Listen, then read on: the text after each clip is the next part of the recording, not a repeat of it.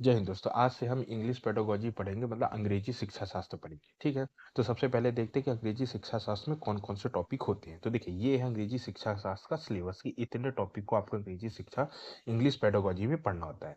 जैसे पहले है लैंग्वेज लर्निंग और लैंग्वेज एक्वाइजिशन, फिर है language skill, role of listening and speaking, principle of second language teaching, remedial teaching, teaching learning material, challenge of teaching English in diverse classroom और role of language in learning a language. ठीक है, तो ये हो गया आपका syllabus. अब हम इसको एक एक करके पढ़ेंगे। तो जो आज का हमारा पहला टॉपिक है, ये है लैंग्वेज लर्निंग और एक्वाइजेशन। तो देखिए, लैंग्वेज एक्वाइजेशन एंड लर्निंग, इसमें दो टॉपिक है। एक है लैंग्वेज एक्वाइजेशन। पहले तो देखते हैं कि इस टॉपिक को हम डिकोड करते हैं, तो हम इस टॉपिक में पढ़ेंगे क्या क्या। तो देखिए, पहला है हमारा देखिए लैंग्वेज, इसमें तीन शब्द है। एक है लैंग्वेज, दूसरा एक्वाइजेशन, तीसरा लर्निंग। तो पहले हम देखेंगे लैंग्वेज क्या है, फिर देखेंगे कि लैंग्वेज एक्वाइजेशन क्या है, फिर उसके बाद देखेंगे कि जो फर्स्ट लैंग्वेज एक्वाइजेशन स्टेज कौन कौन से होती है, मतलब जो हम पहली भाषा, बच्चा पहली भाषा सीखता है तो वो कैसे सीखता है, और लर्निंग फिर है लैंग्वेज लर्निंग का। देखिए, जो इंग्लिश शिक्षा शास्त्र है, शिक्षा शास्त्र का मतलब होता है कि किसी भी चीज़ को कैसे पढ़ाया जाता है। ओके, तो जो इंग्लिश शिक्षा शास्त्र है, मतलब इंग्लिश पेडागोजी है, तो ये आपको इंग्लिश पढ़ाने का तरीका बताती है। अब बताइए, आप खुद बताइए कि आप इंग्लिश पढ़ाने का तरीका आप किसको पढ़ाएंगे। तो ये अब देखिए, बड़ी क्लासों में तो पढ़ाएंगे नहीं, क्योंकि बड़ी क्लासों में ग्रामर चलती है, उसके रूल्स वगैरह होते हैं। ये जो छोटे बच्चे होते हैं ना, जब प्राइमरी स्कूल के बच्चे होते हैं, उनके लिए होता है इंग्लिश शिक्षा शास्त्र। और आप भी ये वर्ग 3 का कर रहे हैं, तो इसके लिए आपको इंग्लिश शिक्षा शास्त्र, तो ये इंग्लिश शिक्षा शास्त्र आपको ये बताएगा कि आपको इंग्लिश बच्चे को किस तरह कर करके, आपको किस तरह स्टेज के थ्रू आपको पढ़ाना होता है, या फिर ये समझिए कि बच्चा किन किन स्टेज के थ्रू सीखता है। तो इसमें हम, ये जो प्रक्रिया होती है, ये हम लैंग्वेज एक्वाइजेशन में पढ़ते हैं। तो चलिए शुरू करते हैं। सबसे पहले देखते हैं कि लैंग्वेज क्या होती है। ओके, तो देखिए लैंग्वेज क्या होती है। तो आपको मालूम है कि language is a medium through which one can express once ideas, thoughts, fact, feelings and message. मतलब लैंग्वेज एक मीडियम है जिसमें एक व्यक्ति अपने idea, thoughts, feeling, fact, message को एक्सप्रेस करता है। ठीक है ना, ये भी आपको मालूम है कि जो भाषा होती है वो मतलब कि आपकी भावनाओं को, विचारों को व्यक्त करने का माध्यम होता है। ठीक है, अब यहाँ पे लिखा ये है कि language is a means of communication, ये संचार का माध्यम है। जैसे मान लीजिए कि मैं आपसे बात कर रहा हूँ, मैं आपको पढ़ा रहा हूँ, तो मैं आपको पढ़ा रहा हूँ, हम दोनों को, मैं आपको किसके माध्यम से पढ़ा रहा हूँ, तो मैं आपको भाषा के माध्यम से पढ़ा रहा हूँ। आप मुझे देख नहीं रहे, लेकिन आप मेरी भाषा सुन रहे हैं, उसको सुन करके आप सीख रहे हैं। तो अगर मैं यहाँ से भाषा हटा दूँ, या इस वीडियो में जो आप देख रहे हैं इसमें भाषा ना आए, तो आपका वीडियो देखना कोई मतलब का नहीं होगा, आप उससे सीख नहीं पाएंगे। तो जो हमारे और आपके बीच के कनेक्टिंग पॉइंट है, वो है लैंग्वेज। ओके, तो लैंग्वेज होता है। अब देखिए कम्युनिकेशन, यहाँ language is a means of communication, संचार का मतलब। अब देखिए कम्युनिकेशन ना दो टाइप का होता है। कम्युनिकेशन दो टाइप का होता है। तो पहला कहलाता है वर्बल कम्युनिकेशन, ये आपको पता होना चाहिए। एक कहलाता है वर्बल कम्युनिकेशन। अब वर्बल कम्युनिकेशन क्या होता है, जिसमें हम वर्ड यूज करते हैं। जैसे मैं आपको जो बोल रहा हूँ ना, ये वर्बल कम्युनिकेशन, इसमें हम वर्ड्स का यूज करके, बोल करके हम आपको सामने वाले से अपना विचार मतलब विचार प्रकट करते हैं। दूसरा कहलाता है नॉन वर्बल कम्युनिकेशन। देखिए, जो नॉन वर्बल कम्युनिकेशन होता है, वो उसमें ना हम वर्ड का यूज नहीं करते, हम एक्सप्रेशन का यूज करते हैं। बाय एक्सप्रेशन, अपने हाव भाव के माध्यम से बताते हैं। जैसे मान लीजिए कि आप, सामने वाला आपका दोस्त है, आपने भाव मटका दिया, तो सामने वाला समझ गया, पूछ रहा है कैसे हो। या आपने आपने अपने पेट में हाथ फेर दिया, तो सामने वाला समझ गया कि अच्छा इसको भूख लगी है। ठीक है ना, तो जो वर्बल कम्युनिकेशन होता है उसमें हम वर्ड यूज करते हैं, नॉन वर्बल कम्युनिकेशन में हम एक्सप्रेशन यूज करते हैं, अपने हाव भाव। और जो नॉन वर्बल कम्युनिकेशन होता है वो दो तरह का होता है। एक कहलाता है गेस्चर और एक कहलाता है पोस्चर। यहाँ पे मैं आपको, एक कहलाता है पोस्चर, तो एक कहलाता है आपका गेस्चर और एक कहलाता है आपका पोस्चर। तो देखिए, गेस्चर जो होता है ना, ये गर्दन के ऊपर का हाव होता है, गर्दन के ऊपर के हाव भाव होता है। गर्दन के ऊपर का जो हाव भाव आप प्रकट करते हो उसको गेस्चर बोलते हैं। जैसे आपने मटका दिया, सिर हिला दिया, सामने वाला समझ गया। और जो पोस्चर होता है, ये गर्दन के नीचे का हाव भाव होता है, ये गर्दन के नीचे का हाव भाव होता है। ठीक है ना, तो नॉन वर्बल जो कम्युनिकेशन है वो टू टाइप के होते हैं, एक होता है गेस्चर, एक होता है पोस्चर। ठीक है, तो उम्मीद करता हूँ दोस्तों आप समझ गए होंगे। चलिए अब हम देख लेते हैं कैरेक्टरिस्टिक ऑफ लैंग्वेज, मतलब भाषा के, क्योंकि आपको भाषा सिखाना है, तो आपको पता होना चाहिए कि भाषा की कौन कौन सी कैरेक्टरिस्टिक होती है, मतलब भाषा की कौन कौन सी विशेषताएं होती हैं।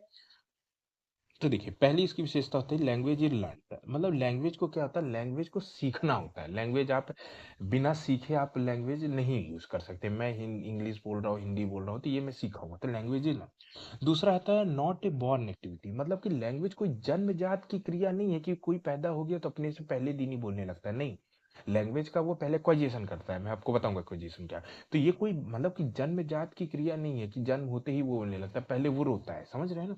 तो ये हो गया जन्म। फिर है not an automatic process. Automatic process होता है कि वो अपने से ये नहीं सीख जाता है, वो अपने से नहीं सीखता है, उसको अगर उसके पास परिवेश नहीं है तो वो सीख भी नहीं पाएगा। या कोई भी भाषा है, जैसे आप मान लीजिए इंग्लिश ही पढ़ रहे हैं, तो इंग्लिश पढ़ने के आप अपने से इंग्लिश बोलने लग गए, हिंदी भी बोलने लग गए, कोई भाषा नहीं है, आपने एफर्ट लगाया, आपने बोला, आपने प्रैक्टिस के रूल्स याद की, तब तो ये नॉट एन ऑटोमेटिक प्रोसेस। फिर है any one can learn by it practice and imitation. Imitation मतलब होता है नकल, मतलब कोई भी व्यक्ति इसे सीख सकता है प्रैक्टिस, अभ्यास के माध्यम से और नकल के माध्यम से, ठीक है।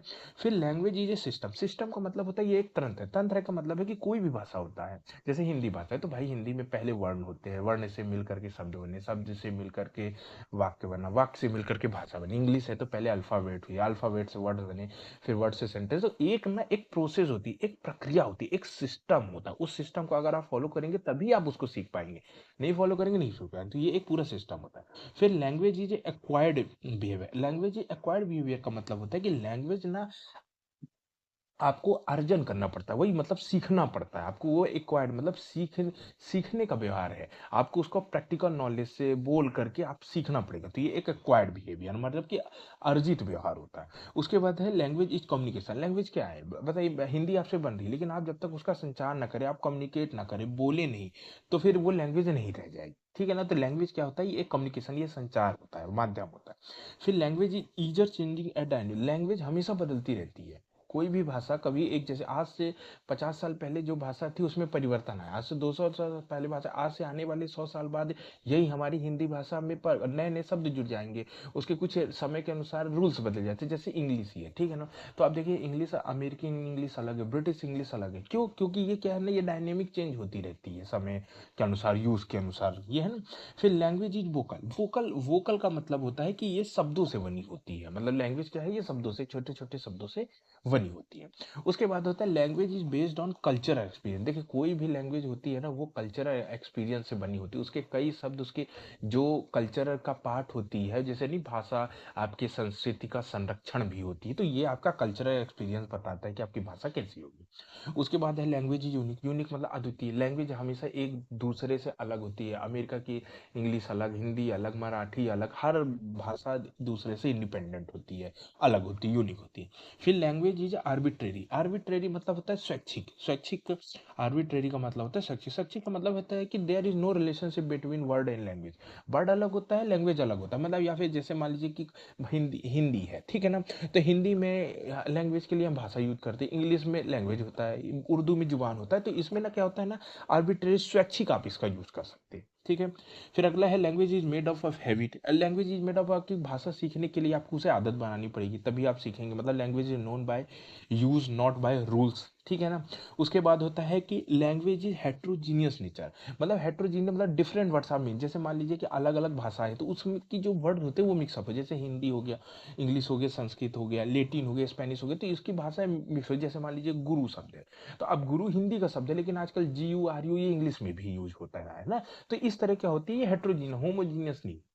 फिर है कि लैंग्वेज ये आइडियोलेक्ट। आइडियोलेक्ट का मतलब होता है कि ये जैसे प्रत्येक व्यक्ति अपने अनुसार ही बोलता है, भले कोई भी वर्ड बोले, मतलब उसकी अपनी राइम स्पीच होती है, वो दूसरे व्यक्ति से अलग अलग होती है, मतलब कि ये एक तरह से मतलब व्यक्ति व्यक्ति पर निर्भर करता है, ठीक है। फिर लैंग्वेज इज यूनिवर्सल। यूनिवर्सल का मतलब हर समाज में आपको लैंग्वेज दिखा, ऐसा कोई समाज नहीं जहाँ आपको लैंग्वेज ना, मतलब हर जगह होती है, अलग अलग भले होती है लेकिन हर जगह ये लैंग्वेज आपको देखने को मिलेगी, ठीक है।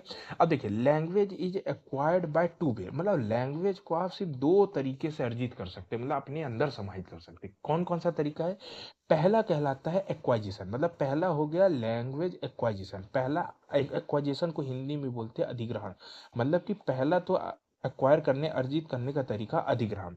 और सेकंड कहलाता है लर्निंग। लर्निंग का मतलब होता है सीखना, दूसरा आप सीख करके, रूल्स जान करके, कोई भी भाषा है, फ्रेंच सीख सकते हैं, स्पेनिश सीख सकते हैं, मैंडारिन सीख सकते, चाइनीज़ सीख सकते। तो ये आपका दूसरा तरीका होता है। यही 2 तरीके होते हैं जिसके माध्यम से आप कोई भी लैंग्वेज को अर्जित कर सकते हैं।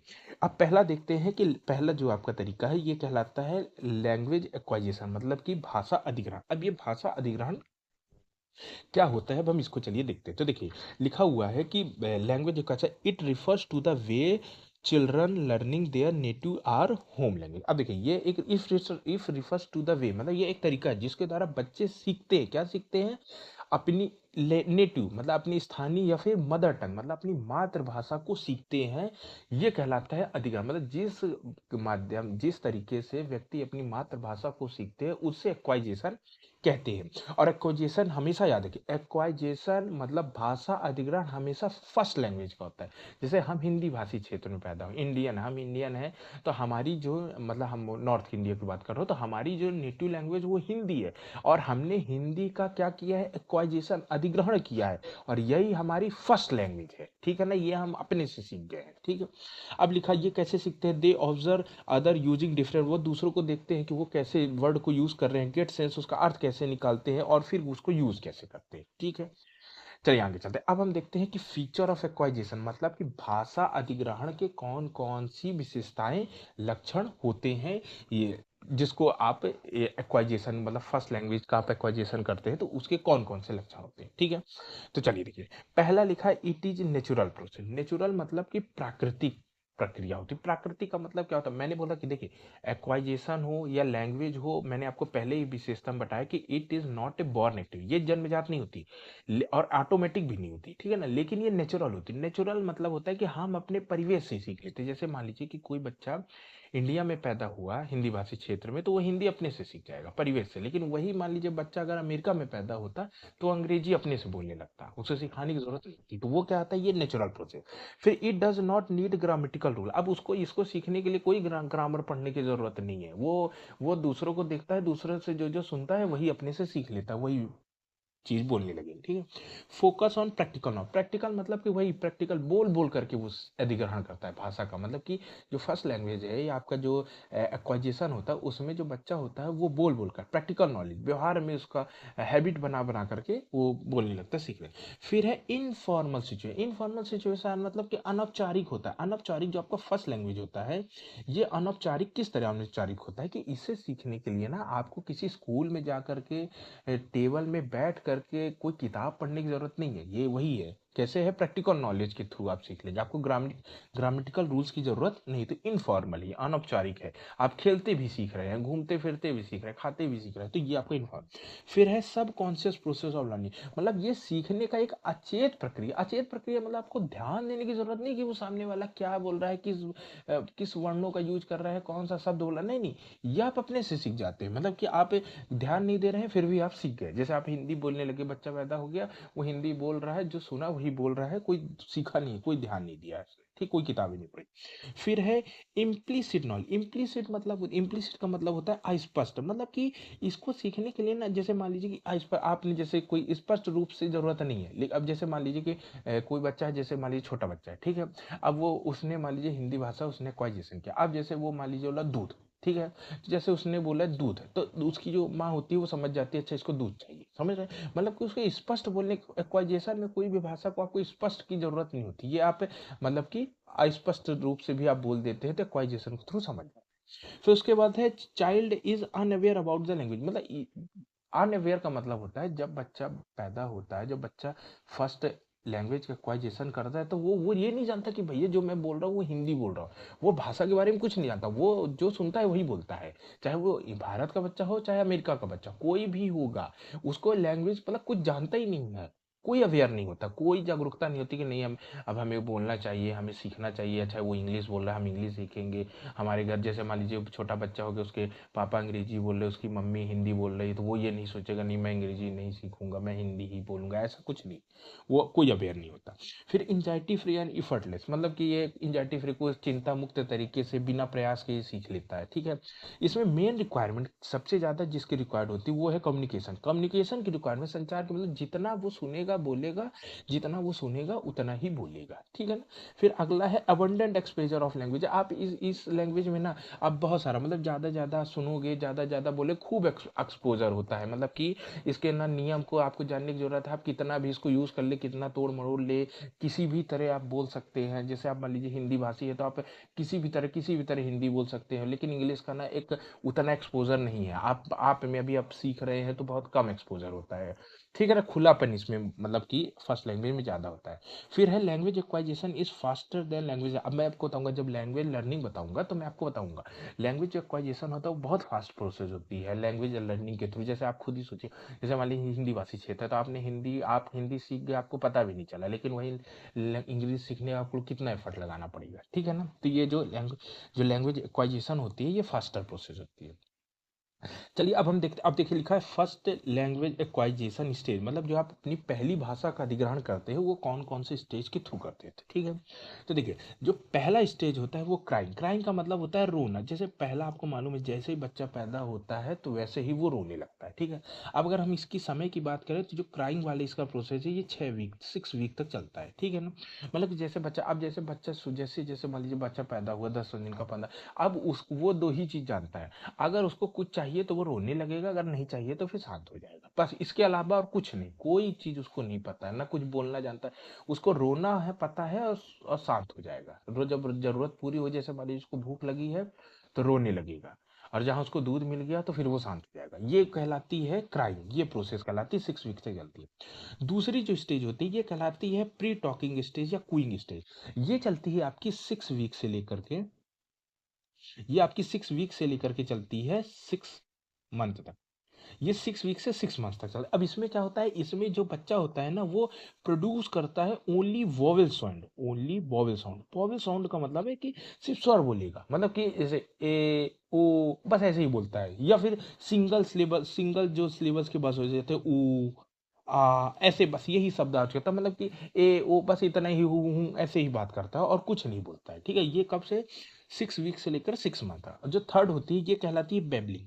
देखिए बेबलिंग प्रोसेस में वो क्या करता है, इसमें ये वोवेल और कॉन्सोनेंट साउंड को मिक्स करने लगता है, ठीक है। मिक्स करके बोलता है। अब इसका अगर समय बात करें तो ये 6 मंथ से लेकर के ये 8 मंथ तक की इसकी प्रोसेस होती है। अब इसमें ये क्या करता है, जैसे माँ माँ पा पा दा दा ऐसे ऐसे शब्द बोलता है, मतलब कि एक छोटे छोटे बहुत, मतलब पूरे वर्ड भी नहीं होते हैं, और वो भी तोड़ तोड़ करके बोलता है। वोवेल अलग और ये कॉन्सोनेंट दोनों को हल्का हल्का मिक्स करने लगता है, ये बेबलिंग कहलाती है। हालांकि क्वेश्चन आ चुका है बेबलिंग क्या होता है, ठीक है। चलिए ये हो गया आपकी बेबलिंग थर्ड स्टेज। अब देखिए फोर्थ स्टेज क्या होती है। फोर्थ स्टेज कहलाती है आपका होलोफ्रास्टिक स्टेज या वन वर्ड स्टेज। ये आपका 9 मंथ से ये 12 या 18 मंथ तक ये चलती है। अब इसमें बच्चा क्या करता है ना, इसमें एक शब्द वो बोलता है, जैसे मान लीजिए कि उसने बोला दूध, ठीक है। अब उसने दूध बोल दिया, अब इस दूध बोलने का मत बस पूरा नहीं बोला, उसने सिर्फ दूध बोला। अब वो ये नहीं बोलेगा ना कि मुझे दूध चाहिए या मुझे दूध नहीं चाहिए या मैं दूध गिरा दिया हूँ मुझे दूध की बोतल चाहिए, वो उसकी माँ समझ लेती है अलग बात है, लेकिन वो सिर्फ एक वर्ड बोल करके अपनी बात को एक्सप्रेस करता है, ठीक है। ये कहलाता है होलोफ्रास्टिक या वन वर्ड स्टेज। अगला जो फिफ्थ स्टेज है वो कहलाता है two word stage. Two word stage जो है ये 18 से 24 मंथ के बीच होती है। अब इसमें क्या होता है, वो दो दो शब्द जैसे थैंक्स मम्मा ऐसे हल्का हल्का बोलने लगता है। अब इसमें तो वो प्ले स्कूल में ही जाने लगता है। उसके बाद अगली अगली 6 स्टेज है आपकी टेलीग्राफिक। टेलीग्राफिक स्टेज होती है ये 24 मंथ से लेकर के 30 मंथ तक के बीच की होती है, और इसमें जो बच्चा है ना ये फ्रेज बोलने लगता है। स्पीक फ्रेज, फ्रेज मतलब है कि शब्द दो दो तीन तीन शब्द को मिला करके बोलने लगता है, मोर देन 2 वर्ड्स, ठीक है।